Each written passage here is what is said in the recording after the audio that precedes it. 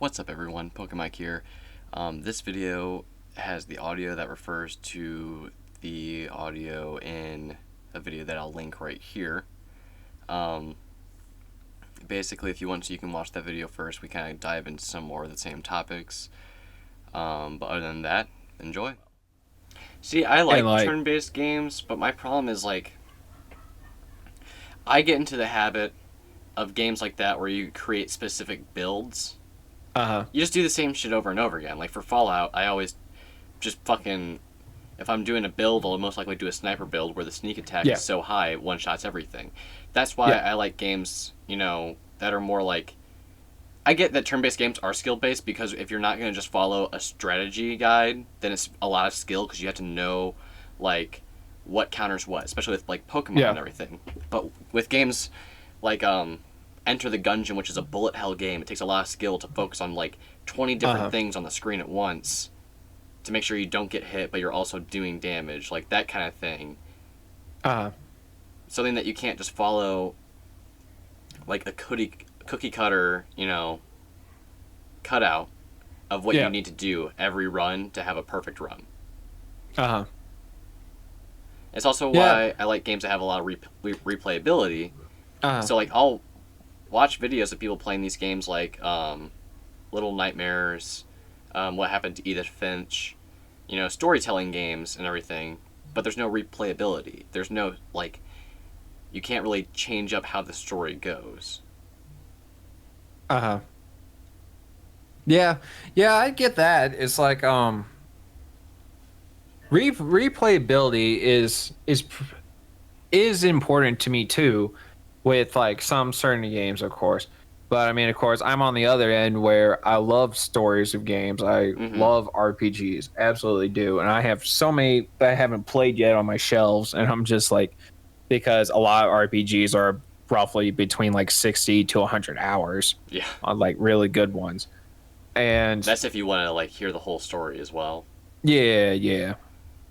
And to me, it takes a lot for it to have replayability in RPGs. Like a great one, Persona 5. I love Persona 5. I beat that. It took me 122 hours. Damn. Granted, it took me a very, very long time because it's a very long game, and this 122 hours is mostly just me playing the game, not going to do side quests and all that. But the replayability in Persona 5 is through all those side quests with the relationships that you have with each of your characters. Because, I mean, I had my core team halfway through, the characters I personally enjoyed and love using, each of them and their personas. And so I spent most of my time in the game getting to know all of them, spending all the valuable free time they have in the game on them, improving my relations with them, which unlocks more bonuses within gameplay. Right. And so the replayability in say Persona 5 is there in the relationships and a bunch of other side quests that you may not do. Also, in Persona 5, you collect personas. So there's a whole list, I think up to 200 or something of personas that you can also go out and collect if you want to do a new game plus to help a lot. Right. There's a lot to change each run. Yeah. And so there's a replayability right there. But granted, for me, I'm not ready yet to dive back into Persona 5 because I do have Persona 5 Royal and I really do want to play it. It's just, again, it's a very, very long game, and then plus when you replay it, you kind of already know the story already, so you're mostly just spending time trying to get to the parts that you haven't seen yet. Yeah, I get that. But then again, in Royal, supposedly it's a completely rewritten story, mostly to make older characters more accessible in earlier game. And then they added a new character, so of course she has to have her time or whatever. But I mean, I'm excited to play that, but I am not ready yet to get into Persona 5 because I mean, right now I'm finishing up Final Fantasy 9. Right. Which back to that, it's I'm at the end. I'm at the end of Final Fantasy 9. And here's the thing. The freaking final boss is absolute bullshit. like absolutely complete bullshit because it's just like Like it's how? just like the funny part is like the final god, he's not it's not the dude like his the main antagonist, his name is Kuja. Uh-huh. And the whole time he talks shit and everything, and then here comes the big final battle with him. So you beat him, all right? Uh-huh. Well, then out of nowhere, like the world's starting to explode, and this death god out of nowhere just goes, Cujo just proved my theories right. Humanity's shit. I want to kill you all now. And of course, your team's like, oh no, no, don't do that. And so of course you have to fight him. Like this dude comes out of nowhere, and you have to fucking fight him.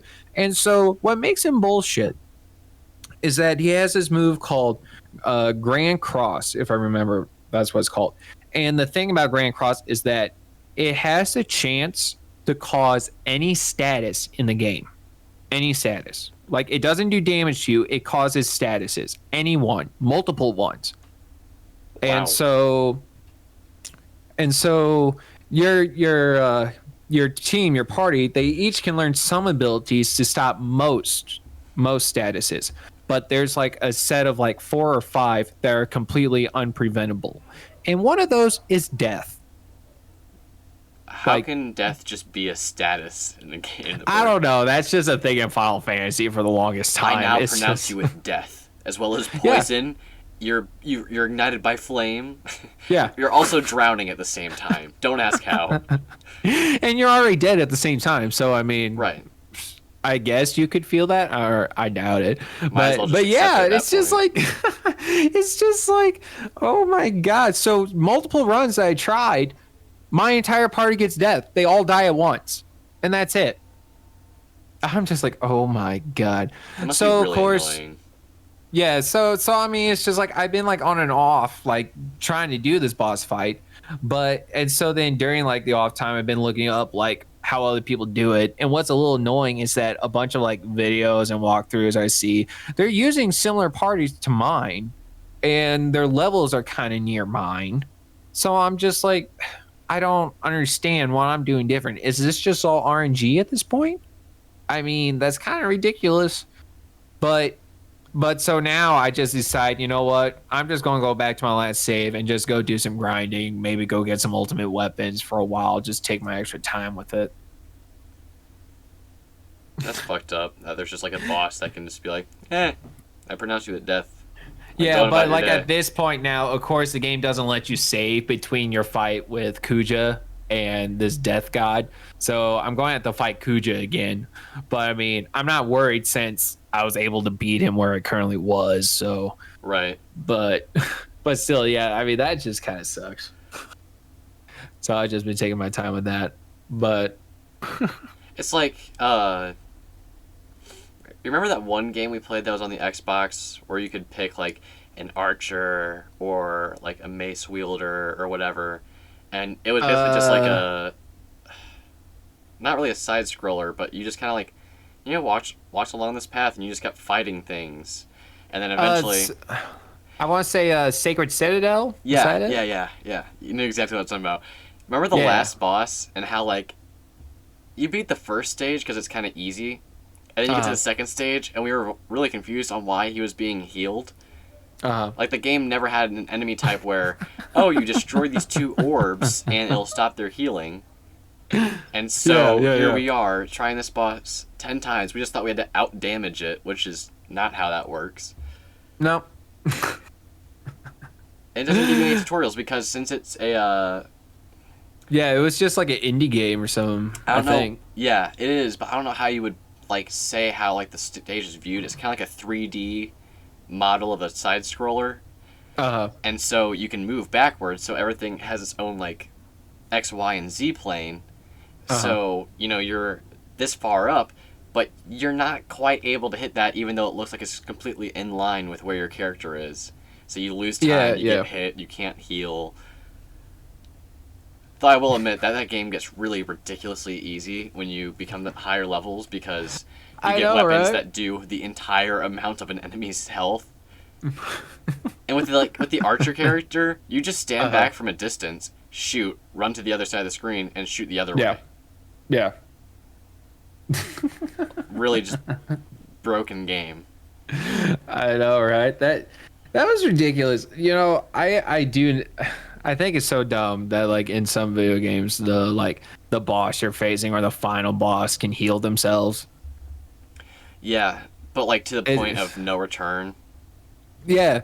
Yeah, it's just like I get honestly both sides of the argument. It's just like, well, yeah, you know, if you can heal, why can't they? Well, it's like, yeah, I get that because, you know, it's kind of fair. You know, if you're facing a real person, of course they'll heal themselves while they're trying to fight you, while you're healing yourself trying to fight them.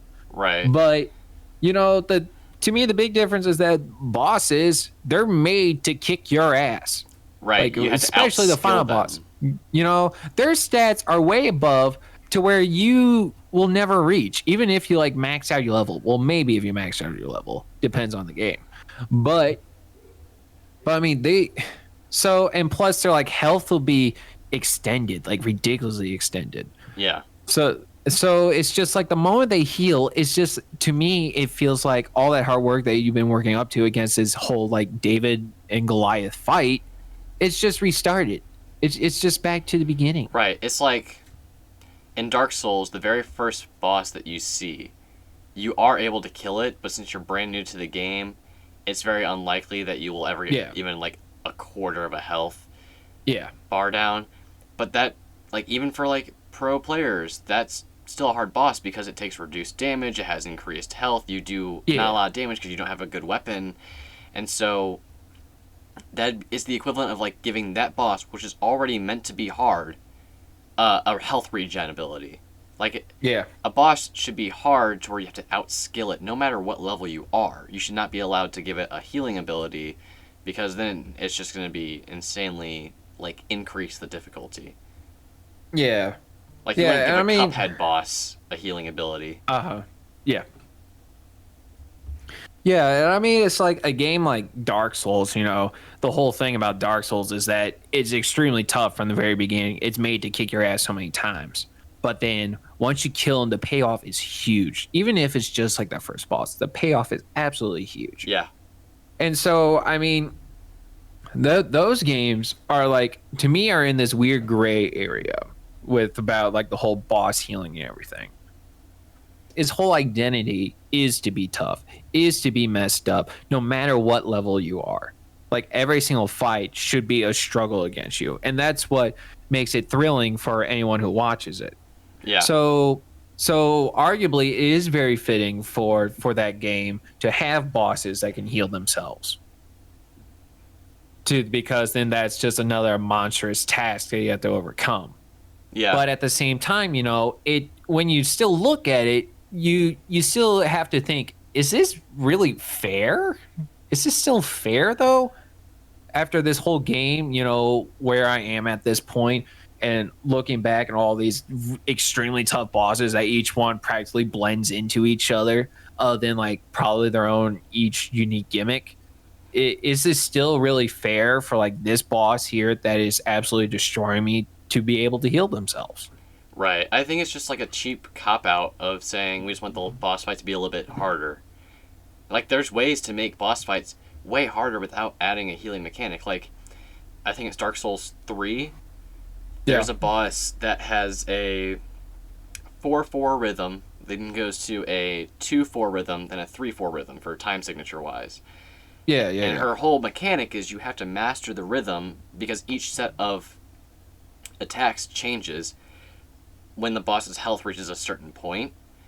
And so I think more bosses need to be like that because a boss is supposed to be a boss fight. You know, I don't think... I get that games have, like, introductory boss fights where the boss is, like, ridiculously easy. But at that point, it's not really a boss fight. Like, you could just change the mechanics of that and turn it into, like, a 1v12 because that's the same thing. You know, it's still, like, a boss fight because you have a whole group of people that you're fighting against. Mm-hmm. Kind of like how in, like, Borderlands, there's some... Oh, there it was. Yeah.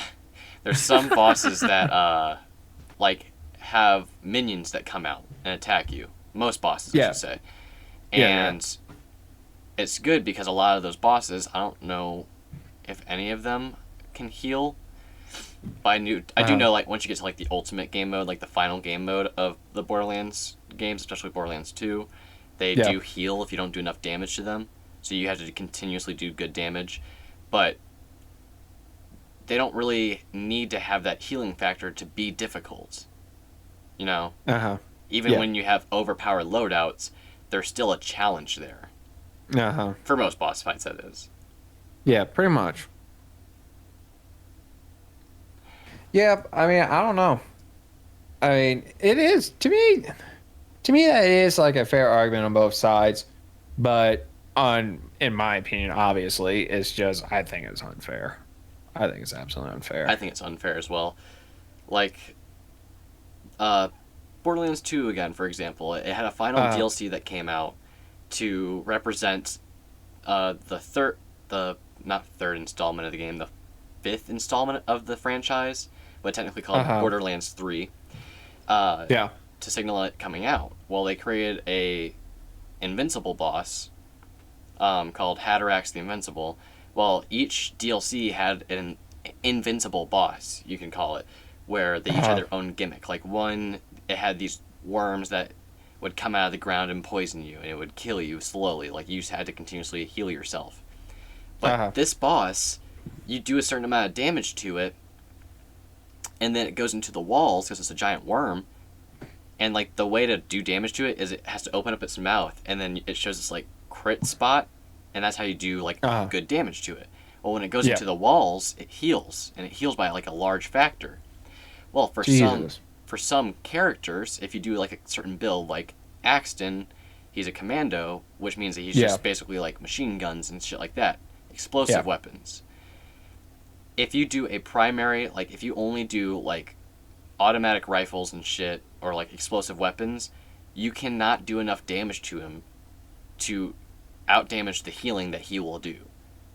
So you have to like if you, because there's a lot of YouTubers that I watch that do Borderlands content where they do like a specific run, like they'll do snipers only or rocket launchers only, you know.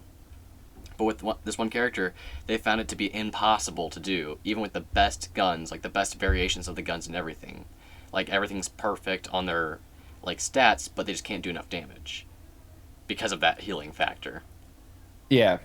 And I get why they had the healing factor on that boss, because if not, it makes it ridiculously easy. You just wait for it to show its mouth, you do damage, like you just run and repeat, because you can run around its attacks. But there's also like some characters, like Salvador, the one that can dual wield guns. If you just take out like one of these specific pistols and then one of these shotguns that has the bullets bounce off the walls, it almost like 3-shots the boss. Like I watched a video, set up my build so I could do it because I had the guns necessary, and it fucking destroyed it in a matter of 10 seconds. And this is what was supposed to be called invincible. Oh yeah, clearly he's invincible. You know, though that game he's invincible until he takes like an arrow to the knee or something. Yeah, you know? a bullet to the inside of his mouth. Oh yeah. You know. Though that game, I do like how it scales with difficulty, because the first game was seen to be so easy after you got like a certain build. Like the sniper hero, you can melee and it goes past its target shields, like, or gunshots, you know. And it's crazy because one of his melee abilities does like a random percentage of damage up to like a certain cap, but even that cap does more damage than the max, like the last boss's health pool, like if you get it to land right. But like in the second game, they had it so you reached a max level of 50, and that was basically it. And you had different game modes that increased in difficulty, like True Vault Hunter, every enemy had like double the health or some shit. And then Ultimate Vault Hunter, where they had like triple the health or some shit. They did more damage, they had a better damage resistance, and they also healed if you stopped attacking them for a second. And it really ramped up the difficulty, meaning that you couldn't just have random guns and then win. You had to really focus your build on one specific thing, which made it more fun and challenging. And then they added what's called OP levels, or like overpowered levels. So now they've raised it, after you buy all the DLCs, that is, that the max level cap is now 80, level 80, but every level, once you hit Ultimate Vault Hunter, still scales with you, so they'll be level, 82 to level 86. And then when you do OP levels, it increases that level of those enemies. So you can be on OP 10, level 80, and you'll be fighting against enemies that are technically, in the game standards, like level 108. And if your build is not perfect, it will take you, and I'm not joking, like 5 to 20 minutes to kill one singular enemy. Because you cannot outdamage their healing. Every enemy becomes a boss battle at that level. It's Jesus Christ. Yeah, they've said that's what really makes the game unfun when you get to that level because of how challenging it is.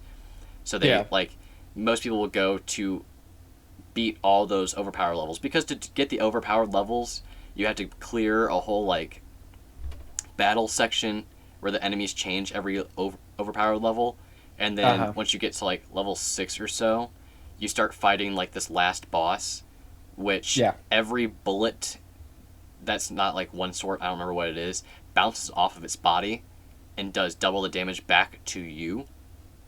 And your shields can't block that. So they, like most people that will get to that overpowered level 10 will go back to like overpowered level like 4 or 6, like one of the middle numbers, because it makes it a lot more fun to play on. Like the game's still a challenge. You get downed a lot, but it's not to the point where you're spending hours getting to the back of a map. Yeah, I get that. I mean, stuff like that is just ridiculous. But I mean, what do we know? We're not game developers, but oh no, not at all. I give them all props. Absolutely, it's a hard job to please people. To absolutely do all that, because I mean, when I was learning programming, all that stuff gets really complicated really fast, like very fast. Learning the basics is pretty easy once you understand it. It's very easy to know what to do. But then once you start introducing a bunch of more advanced techniques, to me it gets out of control real quick. Yeah, I get that. And so many different variables that you need to look at. Yeah, a bunch of variables, bunch of classes they can use, stuff like you can like vectors, pointers, maps, arrays. Well, arrays aren't complicated, or they're really not that complicated.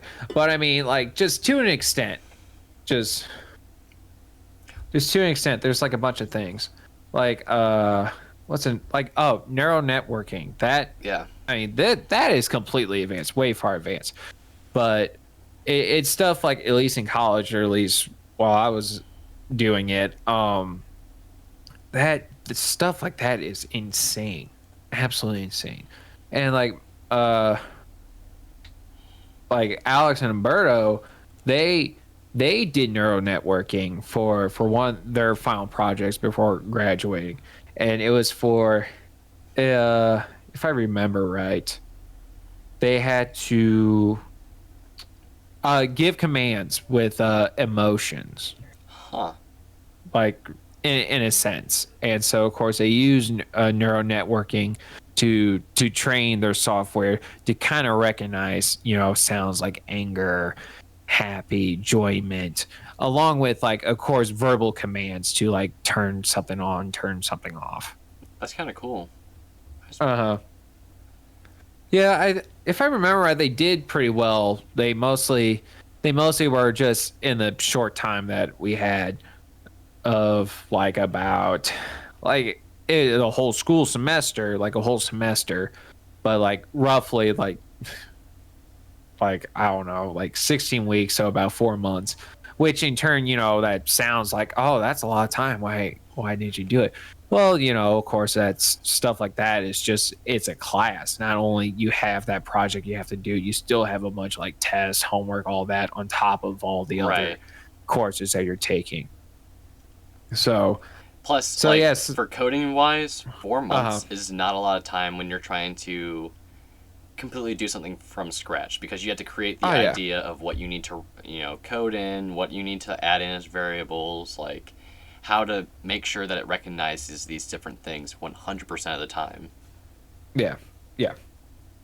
Yeah, it's like yeah, so like they basically just implemented, I believe, like anger and joy and just a few verbal commands to turn on and off a light switch.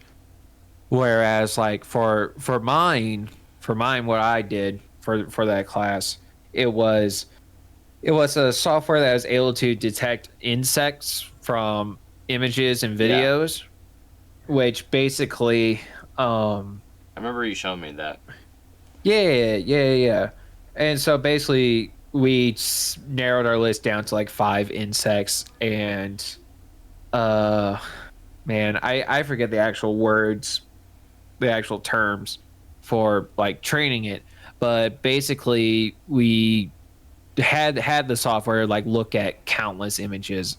We basically did at least, I believe, like 50 images per bug. So 50 times Damn. 5, so like at least like 250 images if I'm counting that right. That's a lot of images just about bugs Yeah, for yeah, 6 different 250. bugs. Yeah, for like 5, 6 different bugs. And so I mean, by the end, it worked pretty well. It works pretty well with those obviously 5, 6 bugs. And video wasn't the best, but I think that was just because with the hardware that I was working with at the time and the rest of us. And then of course, while we were doing all that, that's when friggin' COVID hit towards the end, Right, right. like when that all started. So of course, it didn't help too that like my old team was even more further apart and we had to do all this virtually. Though, granted, that helped with the presentation, of course, like at the end, the final presentation, because normally it would be in front of the entire computer science department, like a bunch of the heads and everything. That must be So stressful. yeah, so I mean, since it was just through like a freaking Zoom call, I didn't have to see any of their faces, so it was just again like to me practically talking to myself, going full circle here, Yeah. and. And just read the computer, like just looking at our slides, telling about it, and then of course I was the one that had to present the project itself, and then just doing all that. Like the most stressful part was the department head himself. He posted a random link in the chat, and he turned on his mic and specifically asked me to click on that link, which was to an image of one of the bugs, and run that through our software, which that was the only project out of the 5 projects for that semester. Mine was the only one that was tested on by anyone from the facility, like faculty. That's interesting. Yeah, which I mean, granted, I think that was mostly because ours was the only one that was accessible through online means. Yeah, that's Like true. the rest of theirs, they were pretty cool. Like one again had to do with motions and whatnot, though that one was just simply detecting motions through voice. Another one was being able to audibly speak what's on a graph, like a mathematical graph. Yeah. And then another one was to through like hand motions, sign language, to have a smart device work through sign language. And those are the ones that I can think off the top of my head right now. So of course, like most of these, to me, like on a freaking Zoom call, unless like, oh, I have a graph right here, I knew it.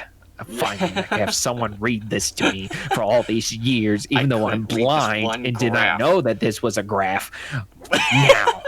Now I can finally have this graph read to me. Yeah, do you think someone just went up to him and said, hey, here's this graph, and he's been holding on to it just for someone to say what the fuck it means? Yeah, it turns out it's not even a graph. It's not a graph. It's just like they meant to say it's the song Photograph by Nickelback, not just a graph. Oh, hell, look at this photograph. Every time I do it makes me laugh. I think what we learned from talking here is that it came full circle, and we're really good at talking to ourselves. Oh hell yeah! It's great. It's great talking to yourself. Trust me, I'm the expert. Oh yeah, Tyler the expert. You got He it. can If you talk to need it, himself hit at me any up time. anytime. Hell, if it helps, I can start a Zoom call with you and not even turn on my mic. You'll have I'll just be sitting there. Hell, if it helps, I'll turn on my camera and just let you stare. It'll help. If you want, that is. We're not gonna force you to stare. We're just No, gonna... no. To all those out there that are like a little self-conscious, just to help you out. If you're self-conscious and you rather just keep it all in, which granted, again, which personally I recommend, do not holding all that in. Talk to somebody. Please. If you can't talk to yourself out loud and get your thoughts across, talk to somebody, anybody. If you're close to them, if you're not close to them, well, if you're not close to them, then don't say too much. But if they're willing to listen, say all you want. Or get professional help. I think that might have been one of the most confusing statements I have ever heard. Thank you. See? That's an expert talking to you. Not really for legal reasons.